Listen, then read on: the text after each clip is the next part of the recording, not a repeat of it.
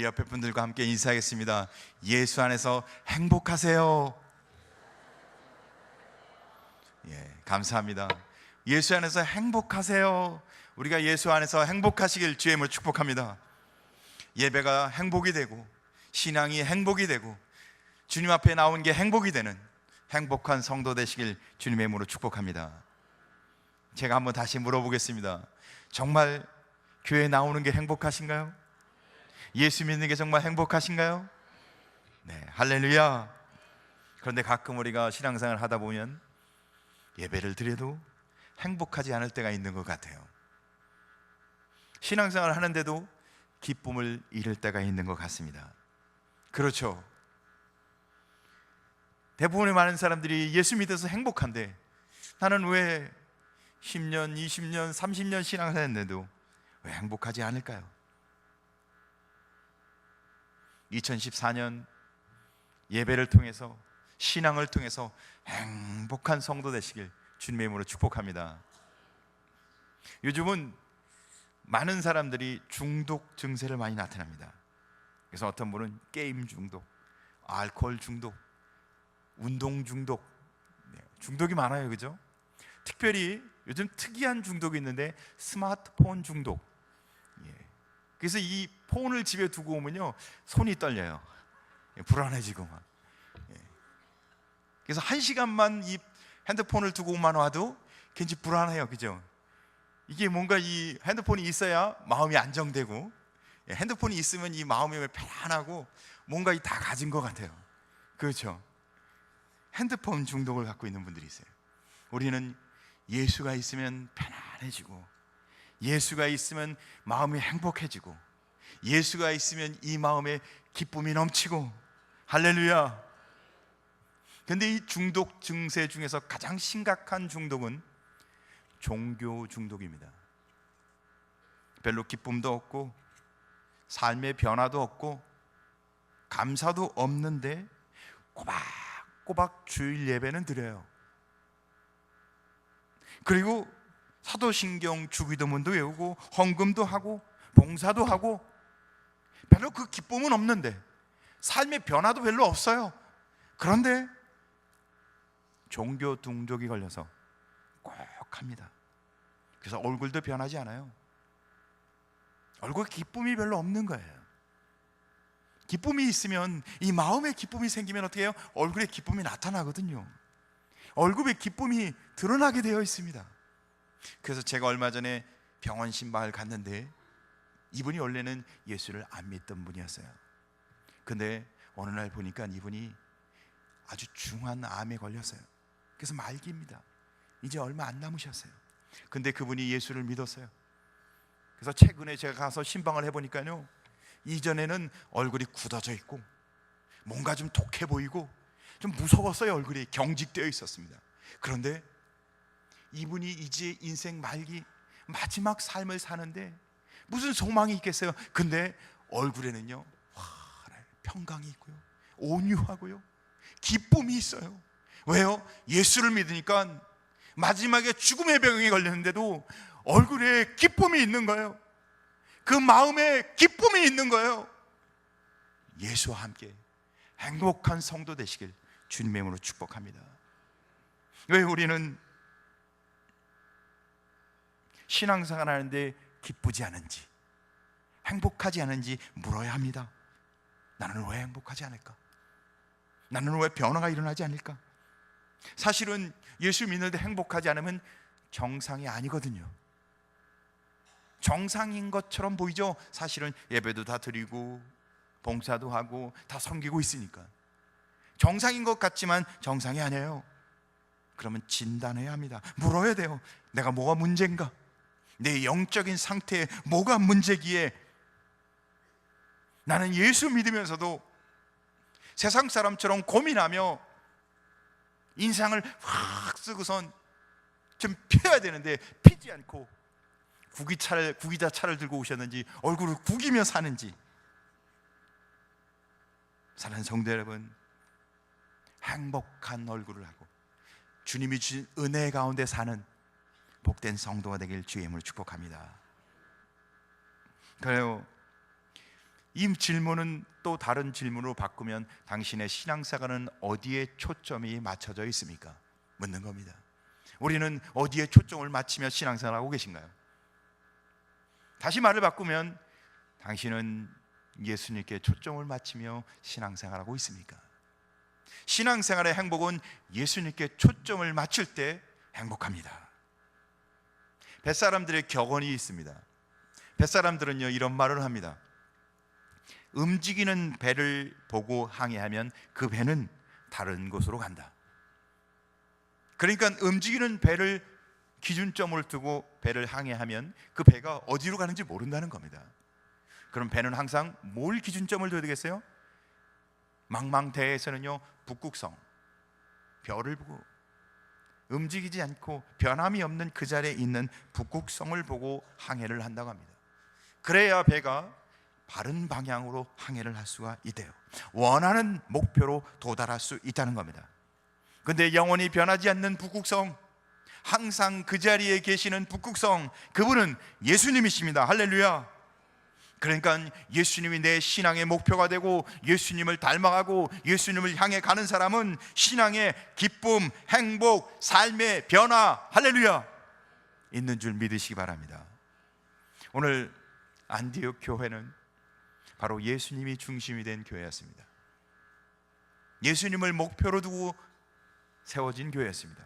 이 교회는 모범적이고 이상적이고 부흥하고 뜨겁고 은혜가 넘치는 교회였습니다. 그러니까 오늘 성경 19절부터 26절까지 말씀을 보는데 7절에 6번이 예수님에 대해서 나와요. 20절에 보니까 이렇게 나옵니다. 주 예수를 전파하니. 21절에 보니까 주의 손이 그들과 함께 하심에. 21절 후반절에 보니까 주께 돌아오더라. 23절에 보니까 주와 함께 머물러 있으라. 24절에 주께 더하여지더라. 그리고 26절에 보니까 그리스도인이라 불려지더라. 그리스도인은 주님을 닮은 사람들, 주님의 사람들을 그리스도인이라고 하지 않습니까? 이 안디옥 교회는 뭐가 중심이에요? 예수님이 중심이었습니다. 예수님이 중심인 교회는 모범적이고 이상적인 교회며, 예수님이 중심인 성도는 모범적이고 이상적이고 은혜가 충만한 행복한 성도라는 겁니다. 예수님께 돌아오고 예수님과 함께 머물고 예수님의 제자가 되는 사람들, 예수님 중심, 예수님 사랑, 예수님 은혜 가운데 있는 교회, 그런 성도. 오늘날 그런 교회, 그런 성도가 많지 않습니다. 우리 2014년 우리 금곡교회와 온 성도들은 우리의 신앙 가운데 예수님이 중심이 되어 예수님을 모시고 신앙생활하고 예수님이 우리 교회의 중심이 되는 교회가 되기를 간절히 소원합니다. 그래서 우리 첫 번째, 우리는 예수님께 나와야 합니다. 예수님께 나오셔야 돼요. 성경 20절에 보니까 그 중에 구브로와 구레네 몇 사람이 있는데 안디옥에 이르러 헬라인에게도 말하여 주 예수를 전파하니. 이 안디옥 교회의 특징은 전도하는 교회였습니다. 그런데 소수 몇 사람이 이름이 없어요. 누가 전도하는지. 보통 그 교회의 특징을 이야기할 때 이 교회가 뭐 하는 교회인지 이야기하는 겁니다.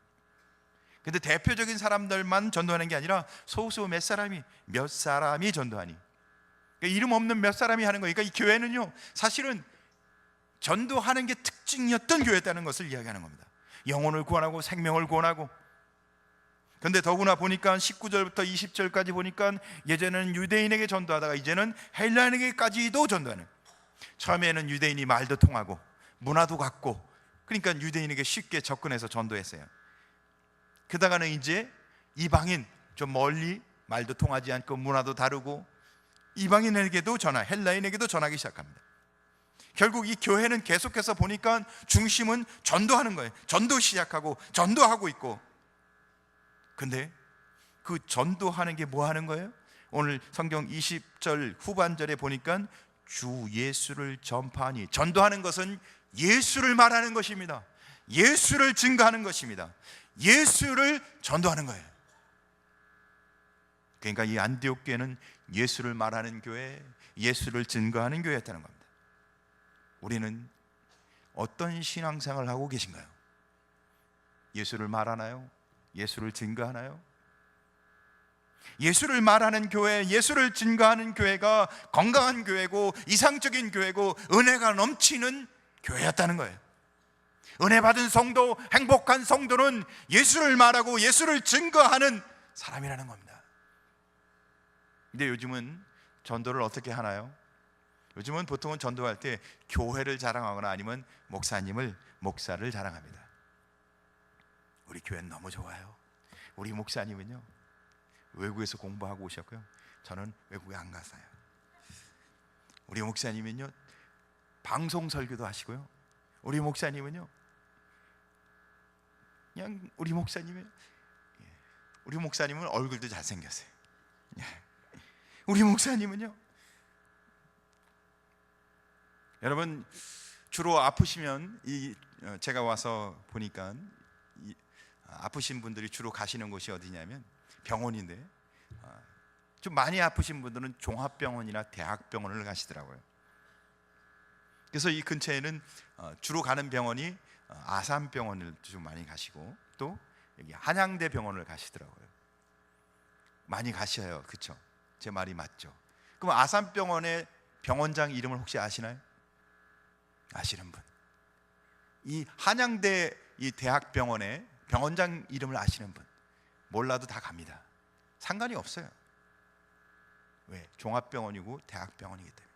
근데 교회는 예수님이 증거되는 교회를 찾는 것이 아니라 어느 목사님이 있느냐를 찾는다는 거예요. 제 말이 맞죠? 그 교회 목사님 누구셔? 그 목사님 설교 잘하셔? 예수님이 있고 예수님을 말하는 교회가, 성경은 은혜로운 교회고 은혜로운 성도라고 말하는데, 우리는 교회를 선택할 때 거기에 기준을 두고 있지 않다는 거예요. 우리가 신앙생활을 할 때 예수님에게 기준을 두지 않는다는 거예요. 예수님이 계시는 게, 예수님과 함께하는 것이, 예수님 중심으로 신앙생활하는 것이 신앙의 행복한 길이고 신앙의 복이고 교회가 부흥하는 거고 은혜가 넘치는 교회라는 것입니다. 그래서 사도행전 5장에 보니까 이렇게 얘기합니다. 초대교회에 그들이 날마다 성전에 있든지 집에 있든지 예수를 그리스도라 가르치고 전도하기를 그치지 아니하더니, 초대교회에 그들이 부흥하고 은혜가 넘쳤는데 그들이 삶을 보니까 그들은 집에 있든지 성전에 있든지 어디에 있든지 항상 뭐 했다고요? 예수를 가르치고 증거했다는 겁니다. 예수가 중심이었어요. 교회는, 예수 믿는 성도는 예수가 중심이어야 돼요. 그래요. 그들이 얼마나 열심히 했는지. 그들이 나중에는 제사장들에게 잡힙니다. 그들이 제사장들에게 끌려가서 협박을 당해요. 뭐 때문에 협박을 당하냐면, 그들이 핍박을 왜 당하냐면 그들이 나중에 고난을 당하는데, 제사장들에게 끌려가서 고난을 당하는 이유가 뭐냐면 그들을 불러 경고하여 이르되 예수의 이름으로 말하지도 말고 가르치지도 말라. 뭐 때문에 핍박을 받았다고요?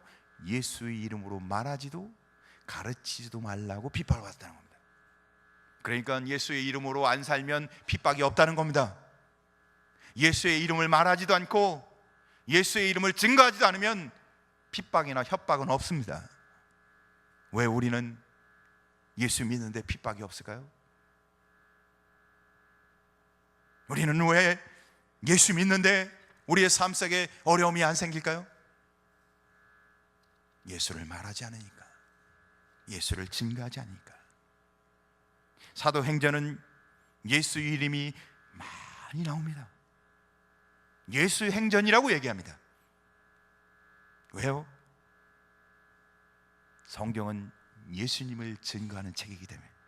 그래서 사도행전 2장에 보니까 예수 이름으로 구원받고, 사도행전 2장에 또 보니까 예수 이름으로 세례받고, 3장에 보니까 예수의 이름으로 병 고침을 받고, 4장에 보니까 예수의 이름으로 전도하고, 10장에 보니까 예수의 이름으로 죄사함을 받고, 예수의 이름으로 성령을 받고, 예수의 이름으로 구원을 받고, 예수 이름 외에는 구원의 이름을 주신 적이 없었더라.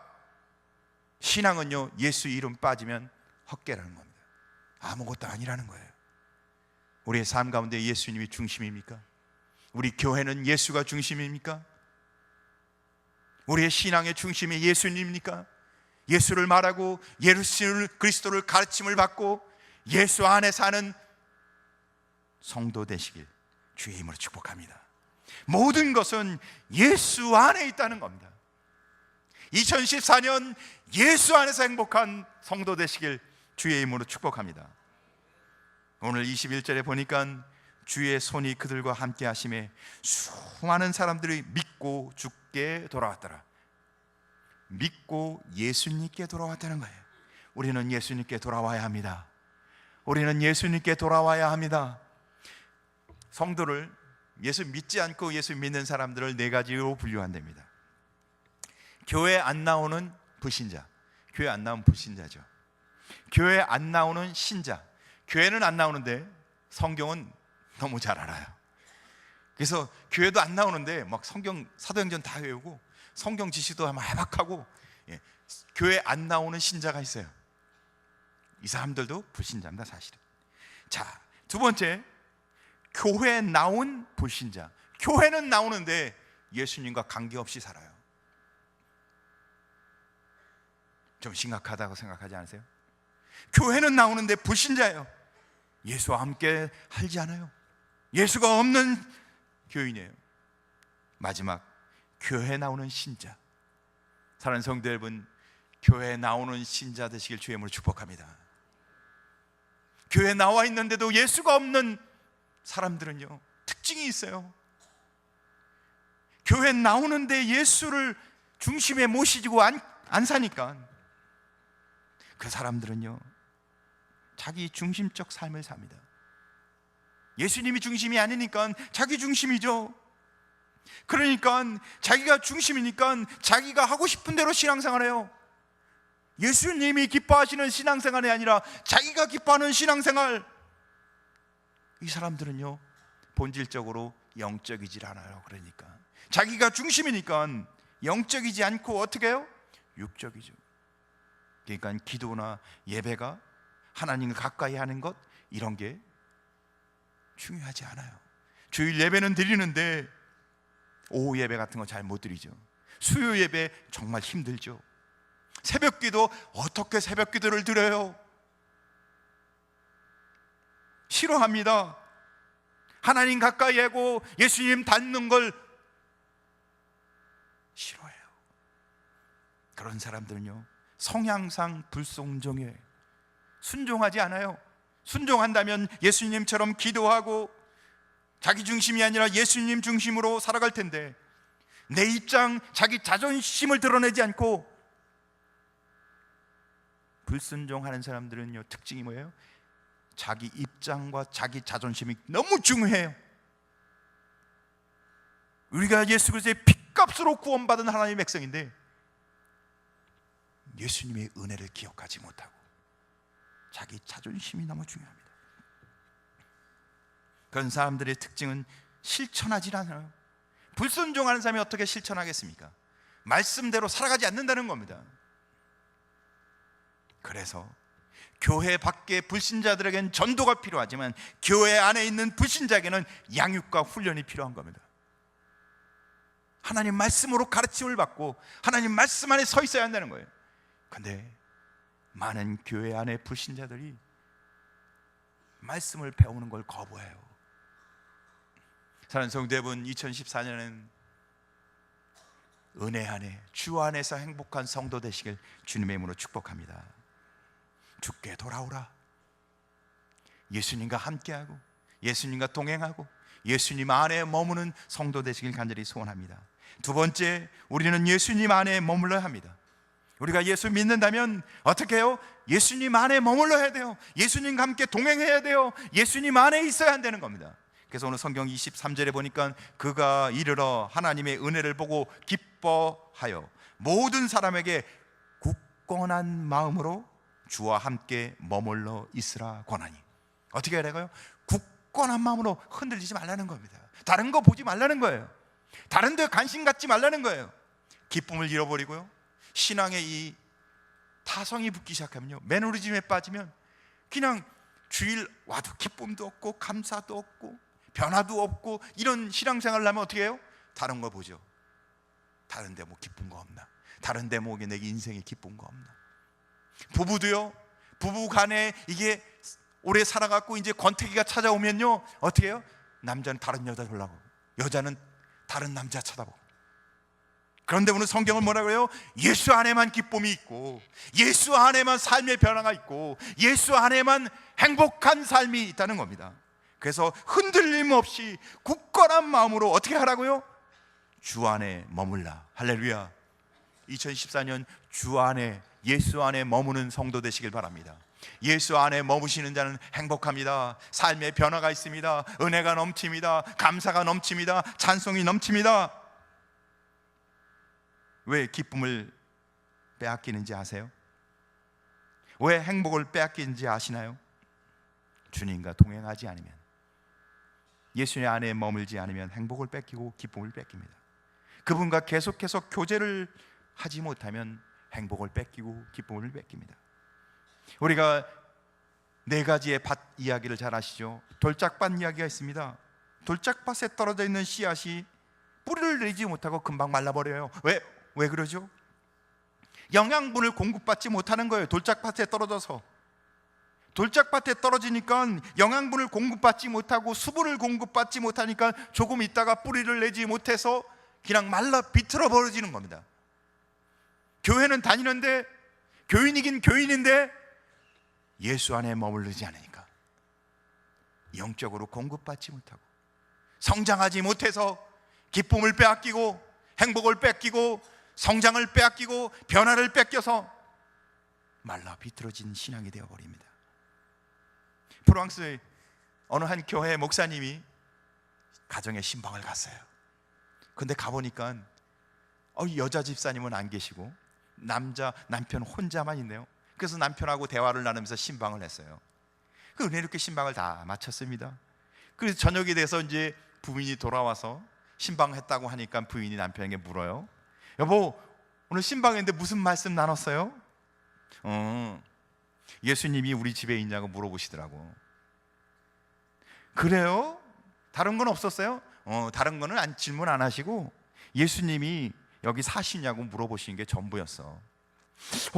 우리는 3대째가 교회 다니는 우리 할아버지가 목사님이었다고 그 얘기 꼭 하시지. 아니, 그런 건 안 물어봤어. 예수님이 여기 사시냐고만 물어보시던데. 아니, 우리는 주일도 정말 열심히 꼬박꼬박 봉사하고 열심히 주일도 성수하고 주일 잘 나간다고 말씀드리지. 아니, 그런 건 질문 안 했다니까. 예수님이 여기 사시느냐고 물어봤다니까. 여러분, 예수님이 여러분과 함께 살고 계신가요? 예수님이 살고 있지 않다면, 예수님이 나와 함께하고 있지 않다면 신앙도 교회도 아닙니다. 예수님과 함께하는 성도, 예수님과 함께하는 교회, 행복하고 복되고 은혜가 넘치는 곳입니다. 할렐루야. 예수님이 함께 해야 할 이유를 베드로 후서에 다음과 같이 이야기합니다.